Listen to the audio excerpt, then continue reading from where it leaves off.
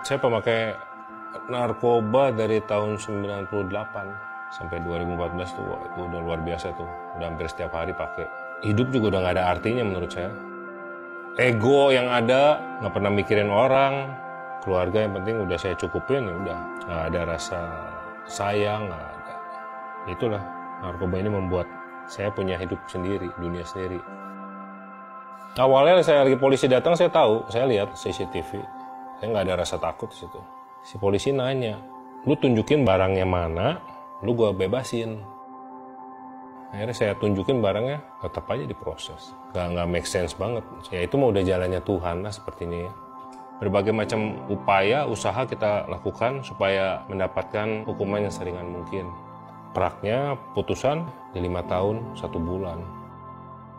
Pas lagi mau saya ditransfer ke rutan, wah tegang juga nih saya dengan ada si pelapor sudah ada di rutan. Pas waktu datang, wah saya ngeliat si pelapor ini dan bawa teman-temannya dia, seolah-olah kayak yang mau mukulin saya gitu.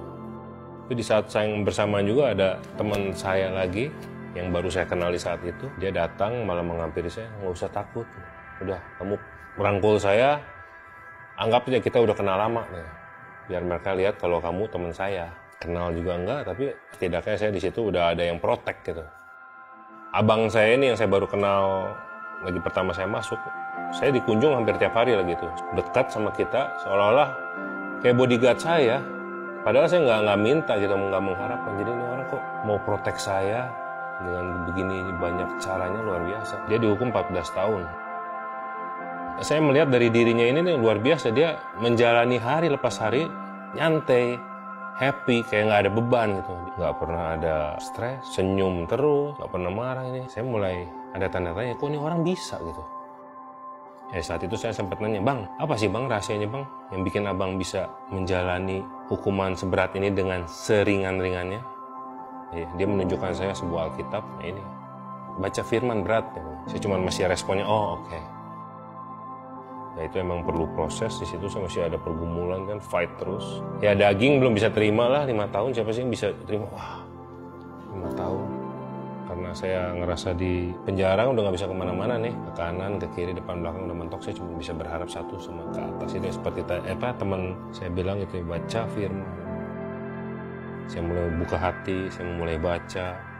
Contohnya di 1 Korintus 10:13 yaitu pencobaan-pencobaan yang kita alami adalah pencobaan-pencobaan biasa yang tidak melebihi batas kemampuan manusia. Tuhan menyediakan jalan keluarnya. Itu salah satu ayat yang menguatkan saya. Di saat itulah saya bisa mulai mengenal Yesus. Parah banget. Kalau saya flashback, oh ya, masih untung saya ditangkap Tuhan. Kalau enggak saya nggak tahu di hidup saya mau end up kayak gimana, ya luar biasa. Tuhan itu makanya. Saya sangat bersyukur Tuhan proses saya, emang caranya harus seperti ini. Sekalipun di tempat yang paling hina menurut mata dunia, di penjara, saya tetap sukacita buat saya bisa bertemu dengan Yesus. Puji Tuhan. Selama Ferry di dalam itu keluarga yang kacau balau lah. Saya dapat masalah besar yang saya nggak berani ngomong ke Ferry. Di saat Ferry pulang, buat saya tuh saya memberikan musibah loh ke suami saya gitu, karena di saat itu saya menyediakan utang buat Ferry, buat suami saya gitu kan. Nah, tapi yang saya bukan ini terharu yang ngedengarnya gitu kan, maksudnya ini luar biasa loh Ferry. Di saat dikasih masalah seperti ini, dia hanya bilang gak apa-apa, Tuhan cukupi kok gitu.